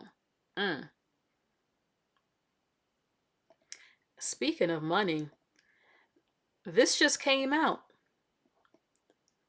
A new analysis found that earning $100,000 a year is now considered lower middle class in 12 states due to rising living costs. I can't believe what I'm seeing.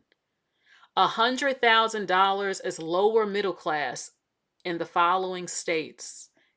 Back in the day, middle class was at least $60,000 to $70,000 a year.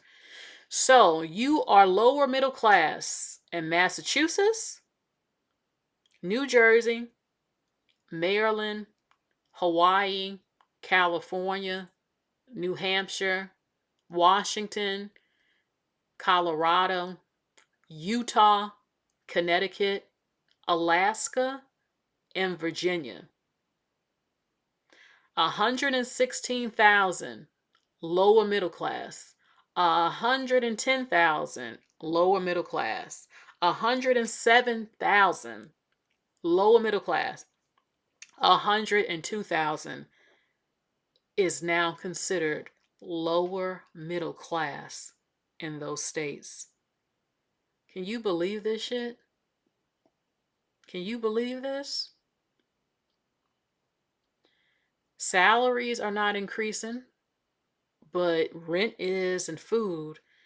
You know what, I would say, fine, I don't even care if I would be considered, it doesn't matter. As long as what matters is if you can pay your rent and put food on the table and buy clothing and enjoy some things. Go out, go on dates, travel, order food if you want to order food. But a lot of people don't even get to experience this.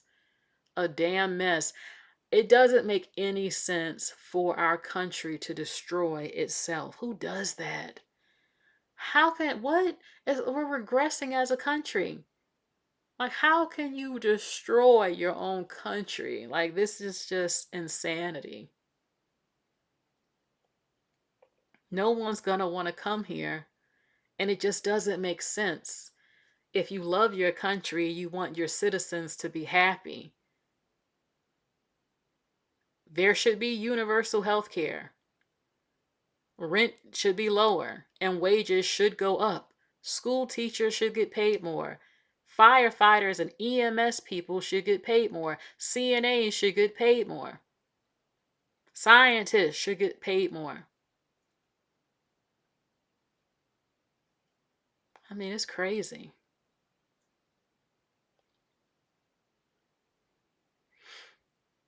You know, 100,000 back in the day, everybody wanted that. That was considered a lot to some people. My dad made that, but he worked for the railroads. You can make good money with that. Well, depending on where you live.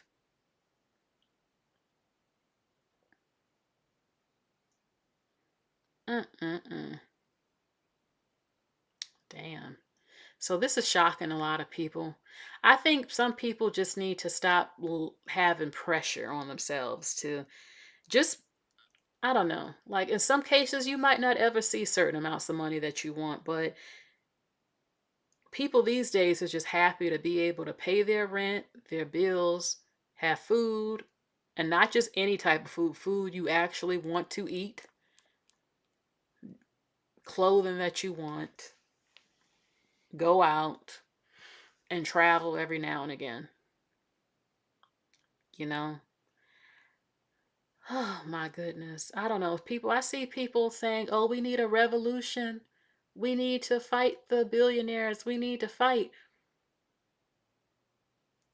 If everybody didn't go to work, it would be a disaster. It would crumble. America would crumble. The economy would crumble. It would be chaos. People would start fighting. Unless, I don't know, if everybody said we're not going to work, then maybe the companies, the billionaires that own the companies say, okay, we'll give you a raise. Please, we need you to go back to work. We'll give you a raise. Damn it, we'll do it. We'll do it. Just please go back to work. We need you. Please, we need you.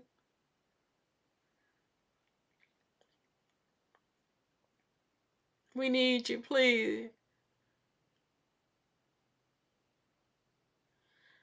Lord have mercy. Let's see. By this woman, I forgot her name, but she was on Shark Tank. She said she's very successful. She says, buy a house as soon as you can afford the down payment. Renting is essentially paying someone else's mortgage. There were a lot of mixed opinions because they're like, you know what, you can buy a house, but you have to pay property tax, and they're going up with that. You have to always have maintenance on your house. It's never ending freedom.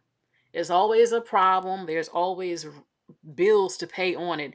Am I really free? Do I really own my home and freedom if I have to pay property taxes all the time on my own home? I don't know. I've seen people buying tiny houses. You can get those sheds and stuff at Home Depot and stuff, and they're converting it into homes, small homes, putting it either on their own land or on somebody else's, and you still have to pay rent. You still have to, because it's not your land or property taxes. I don't know. Other people are moving the hell out of America. I have seen so many of our Americans moving to Thailand, to Vietnam, saying, oh, I only pay $300 or $250 a month, and I got a 3-bedroom apartment. And the food is cheap as hell, and it's natural, good food, because you know they can cook. You know they can. It's true. My thing is when I see so many moving to other countries, they rarely discuss how are you surviving? Where do you work? Because most of the people in some of those countries are poor and they can't even find a job over there because there ain't shit there. So you're still working for your companies in America to survive up over there. And if they fire you, I mean, you can have remote work, but is that always easy? Sometimes it is, sometimes it's not. But I noticed that in those videos they rarely discuss, okay, the rent is $250, but where do you work? What do you do? Where did you find the job? And like show us a little bit more.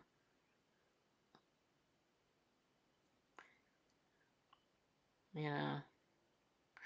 Any country you want to go to, though, you gotta really look. As a woman, it's like, okay, anywhere you move, are you going to date the men from there and have children with them, or just be alone forever living up over there?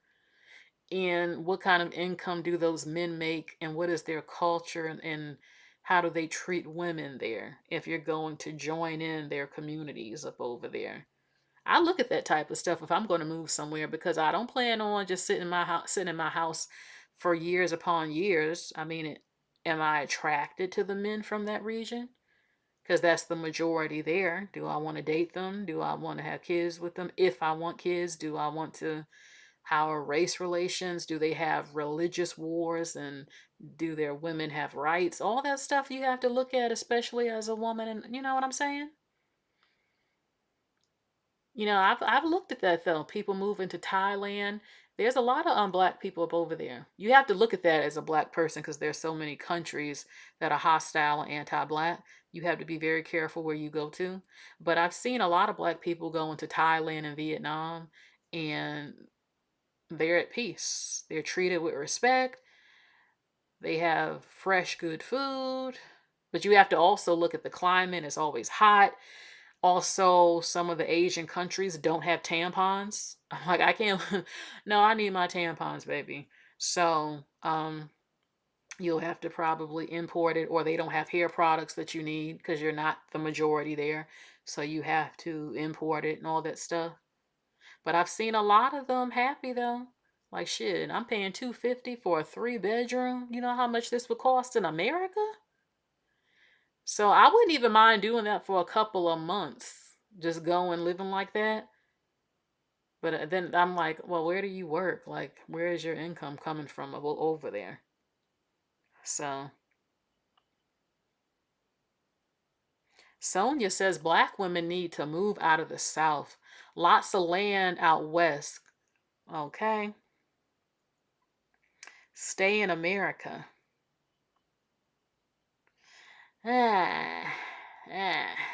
North Dakota and shit. Girl, I'm not going to Tornado Alley. I think that's North Dakota and South Dakota. I look at everything. I look at the climate. I don't like very hot places, but if I have air conditioner 24 hours, then that'll work. I don't know. Some of them places you mentioned, I will go and visit. Before I move anywhere officially, I gotta visit the place and truly get a feel of the place I would be moving to.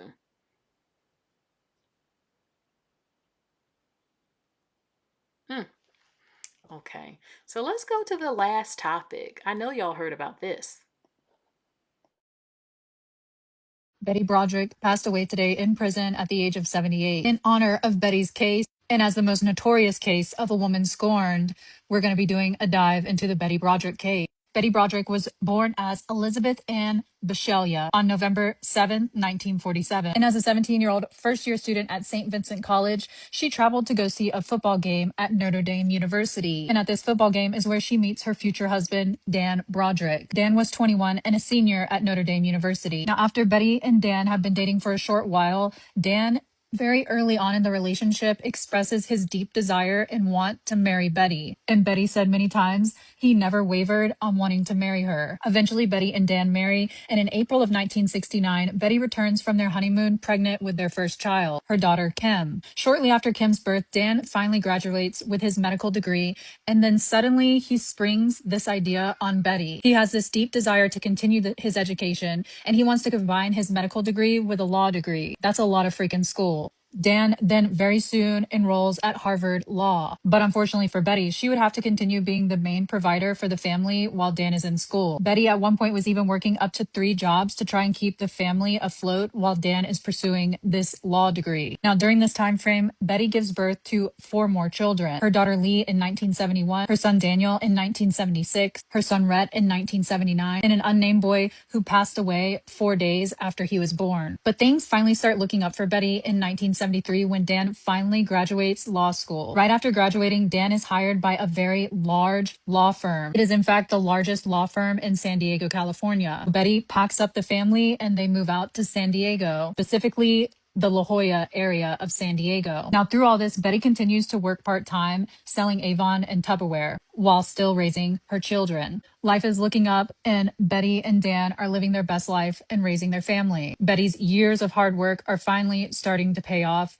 because Dan has this high-powered career. And it starts getting even better because in 1978, after 5 years of working for that very large law firm in San Diego, Dan decides to open his own practice. So Dan leaves that law firm and opens up his own small private law firm, specializing in medical malpractice. But in the fall of 1982, Dan hires a 21-year-old Linda Kolkina. Linda was a former Delta Airlines flight attendant, and Dan hires her as his new assistant at this law firm. And as early as October 1983, Betty starts to suspect that Dan is having an affair with his new assistant, Linda. But Dan would adamantly deny this, even going as far as calling Betty Looney Tunes for even suggesting it. And for the next 2 years, Betty spends her time in between thinking she's probably going crazy or Dan is indeed having an affair with Linda. And no matter how many times that Betty has called Dan out for lies and just point blank asked him if he's having an affair with Linda, Dan would constantly deny it, gaslight Betty, and tell her that she's literally insane, that he is not having an affair with Linda. And this is literally eating Betty up inside because she knows something is going on. Dan's acting funny. So needing some advice on the situation, Betty calls up one of her best and closest friends,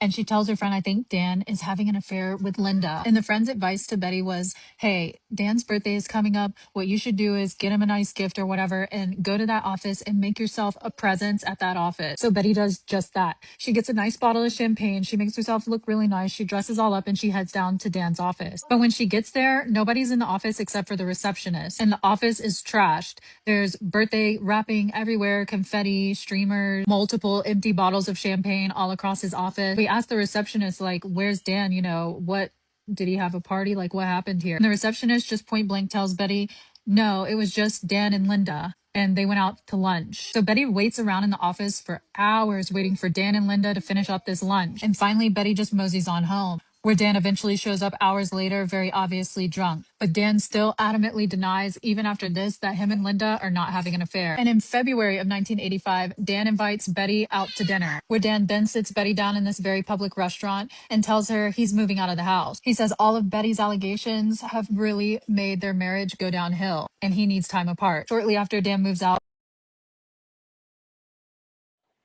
I'm upset. I didn't see this video. I'm sorry, y'all. But basically, she ended up, as a matter of fact, well, hold on for a second. Just hold on. We're going to get more into it.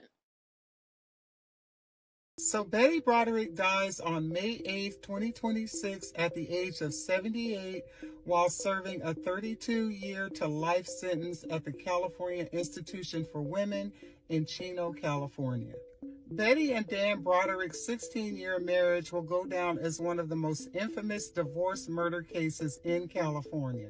They met in 1965 when Dan was attending the University of Notre Dame at 21 and Betty attended a game there at the age of 17. Dan aggressively pursued her until they got married on her 22nd birthday on April 12, 1969. And although Betty attended college and got her degree, she spent the next 10 years raising their 4 kids and supporting him while he pursued not only a medical degree, but a law degree. Dan then becomes this prominent medical malpractice attorney in San Diego, and not only that, the president of the San Diego Bar Association. And so now they're living in the wealthy area of La Jolla in San Diego when Dan decides in 1985 that he wants a divorce. 16 years after they marry, Dan is now 41, Betty is now 38. And of course, the divorce becomes highly contentious from the start because Betty finds out that Dan is having an affair with his 24-year-old legal assistant, Linda Colquina. And so a bitter, long fight ensues over money, custody, and property. And Betty is at a distinct disadvantage because not only is Dan an attorney, but he has powerful connections with the legal community in San Diego. And Betty repeatedly would say how she was being psychologically, legally, and financially abused in the family law court system in San Diego. I needed control over my life. I had no control over anything. There was never a single night I put my head on the pillow and knew I'd have a roof over my head. That house was in Dan's name. The car was in Dan's name. I had no flow of money that was guaranteed by anybody. It was just a little here or a little there or whatever Dan felt like. And I felt absolutely victimized. I felt like any time he wanted to just jerk me around, he'd just do that, and I was tied to the end of the string with him, and he did that, and my life went like that. Finally, 4 years later, the divorce is finalized and Dan marries his legal assistant, Linda Colquina, in April of 1989. And just 7 months after the wedding, Betty breaks into Dan and Linda's house with one of her daughter's keys and kills both of them at 5:30 in the morning while they slept in bed. This case became national news because the court of public opinion was truly divided. The first trial was a mistrial because 2 of the jurors were holding out for manslaughter.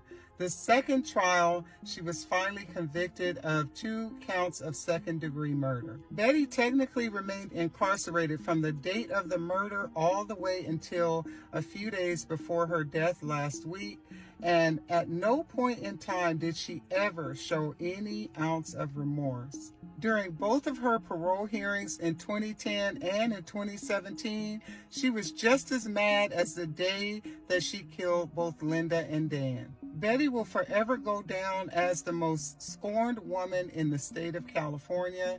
May she rest in peace. Hopefully she will finally rest her soul. Anyway, what are your thoughts? Drop it in the comments. All right. Betty Broderick passed away. Okay. You know, I wasn't sure. I saw this because she passed away. Everybody was talking about it, but I didn't know the details of what happened.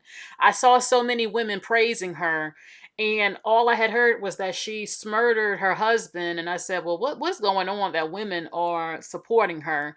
And now that you have the details, baby, this is just there, you know, they say a woman scorned. She was right to be pissed off, though. She was right. I'm not saying she was right to do what she did, but this is like what we talk about today.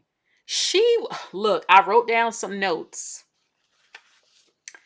Oh no, I'm not going to do that. But okay. She snapped like Lorena Bobbitt. He left her for a younger woman. Did you see the 72-year-old Amazon worker asking for $30 and she only makes 22? No, but that's horrible. So basically, look, okay. I might smack somebody upside the head because you're not gonna just do me wrong and get away with it. Okay? But I mean, look at this. Look what he did to her. Basically, it says again, he wanted to go to law school. I'm skipping some things. He wanted to go to law school. She was his wife. She supported him. She was working 3 jobs and was the breadwinner so that he could finish his degree and go to law school. She had 4 more kids with him. Then he got it. They moved to a different part of California, but she still wants to have a life, so she's selling Avon in Tupperware. I remember when Avon was a big thing back in the day. So they're doing well. He's now made it. He made it. This is her husband. He made it. Then he hires a 21-year-old flight attendant to be his assistant. She's 21, named Linda. She notices changes in her man because we all do if you know your man. So she's like, look, who are you cheating on me with? Who are you cheating on me with? And like most men, he's like, baby, I'm not cheating. It's all in your head. What's wrong with you? I ain't cheating on you. She is thinking you're telling a damn lie. You're cheating. I know you are. No, baby, I ain't cheating. I'm not cheating. I'm not cheating. So she's talking and confiding with her friends. What do? I love him. I love my man. How do I save my marriage? What do I do? And her friend says, okay, look, it's going to be okay.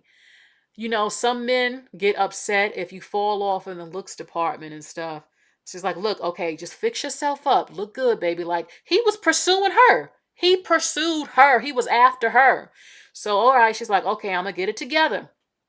She fixes herself up, puts on her lipstick, do all that stuff, and buys him a gift and comes to the office.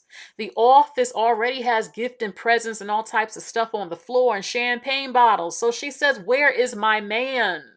To his assistant, where is my man? Because something's going on. Oh, he's with Linda. See, she couldn't tell her directly, but she told her he's with Linda. That's who he with.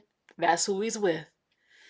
So he sits her down at a restaurant and tells her, I'm leaving you. I'm leaving you for her. So first of all, bitch, when I asked you, were you cheating on me? You said no. Now you sit me down, the mother of your kids. I now fucking sacrificed and worked 3 motherfucking jobs for you to get your law degree, for you to have a come up, for you to make money. Now that you got your shit together after I was effing you, making babies for you, cooking and cleaning for you, working 3 motherfucking jobs for you. You all bitch ass gonna sit me down and tell me that you just gonna leave me and you probably ain't gonna leave me with shit after I now fucked up my body for you, giving you these motherfucking kids, bitch. Sucking on you, cooking for your motherfucking ass, supporting you, bitch. And you think you just gonna leave me, bitch? It don't work like that.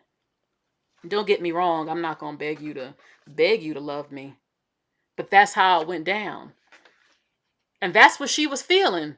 And she snapped. She said, who the fuck is this motherfucker? That's what Betty said. Oh, nah, bitch, this ain't gonna go down like me. Who is this bitch? Bitch, you think you just gonna take what I invested in? I now sacrificed everything for this motherfucker. And you think you gonna reap the benefits for my shit? Nah, bitch, it ain't gonna work like that. That's what Betty said to herself. She was going crazy. She was in love with that man. That motherfucker was all up in her face, pursued her to date her, and she said yes. And now that your bitch ass got your education that I helped for you to get, you think you just gonna leave me in the dust and live in that motherfucking mansion while I gotta go back to an apartment? Bitch, I think not. That's how that shit went down. I'm not saying she was right. They got divorced. He used his power. I don't know if she was left with anything.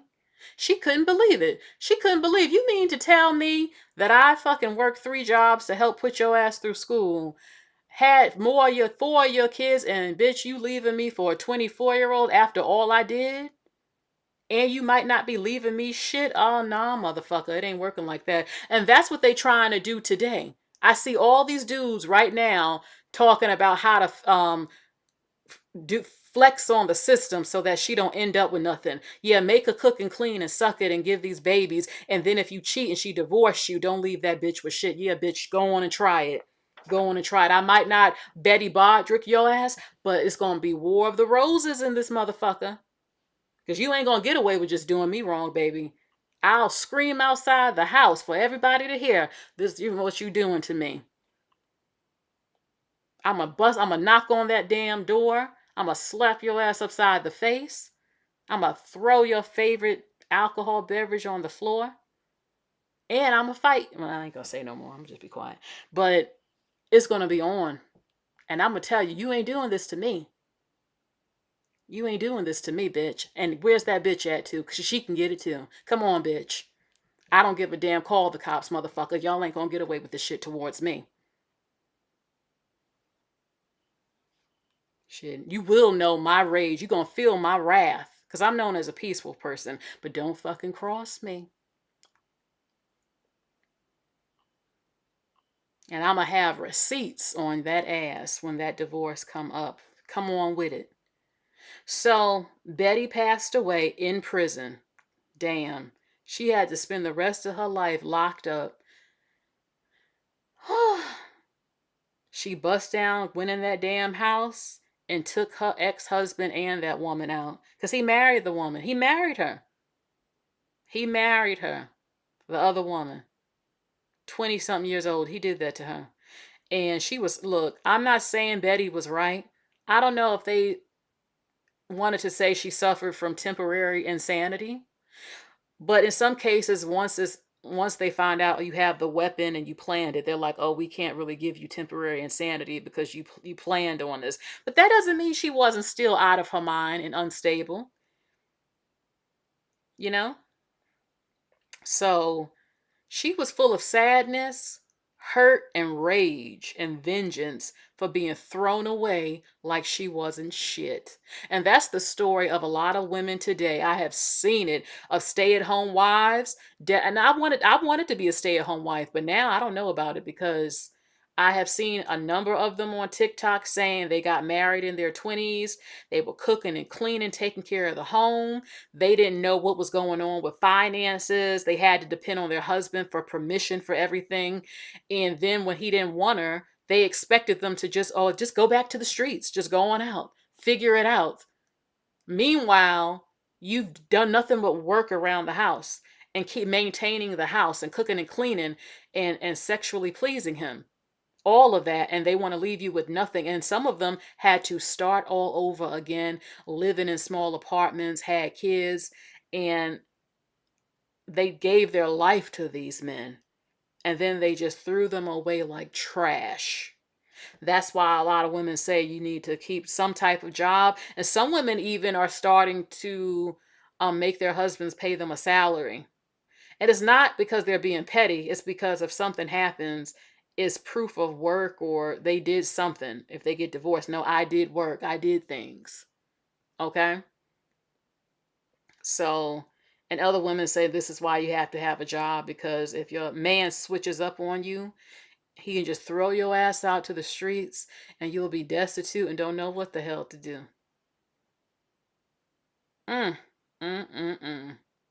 So, I wonder what her kids are thinking. Because I would be sad right now if I was her kids, like, she now passed away. And what happened? Kiki says both names need to be on everything in a marriage. You know what though?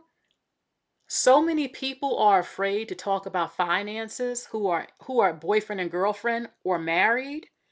You have a lot of men who don't tell their women anything. They don't even want to tell you their salaries on dating apps. There are men who get offended when you say, what do you do? Why are you asking me? Because I don't have time to waste. I'm like almost 40 years old. I don't have time to waste, which is what? I don't have time for these games and to waste. I'm not just going to marry you. I need to know what's going on with you, even financially. Because you're not going to do me dirty. And I need to know what we can afford and what my kids will have. Like, I don't have time for this shit. Just tell how much do you make. I don't, like, if you're going to hide that from me, what else are you going to hide from me? Like I said, that Indian woman or universe guru on here, she said that when she was getting married, her man had to submit his tax papers and all types of shit to her family.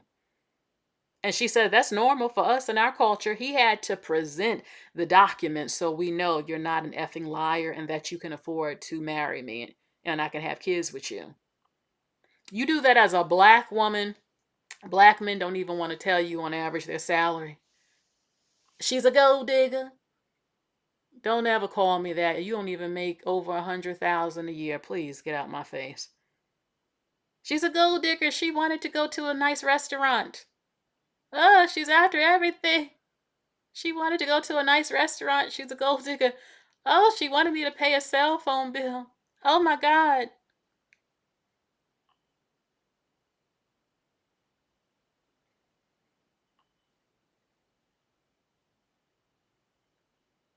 Horrible. So I don't agree with Betty murdering that her ex and that woman. I know she was wrong, but I also understand the rage she had and her going off like that too. Rest in peace to Betty. Lord have mercy. Mm. Mm-mm. You know, there are so many women who want to do what she did, but they don't. I mean, when you look on the news, when a divorce is happening, 90% of the time, 95% of the time, it's a man taking the woman out. We see that every week. But if women started going off with their men creeping out and doing them dirty, it would be off the charts because a lot of men do this to their women. So Kiki says my friend did that. They went to his job and pulled out his tax papers, and they're still happily married. You know? So rest in peace, Betty. So that's basically it, y'all, for today's video topics. Thank you for joining me. If you are new, watch the replay. This is literally my third time going live today, but we got it together. Okay? And I will be talking to you all later. Please get those likes up. Bye, everybody. I love this. Look, Michael Jackson, Mariah. Go on. Okay? Beautiful pictures. All right. Bye, everybody.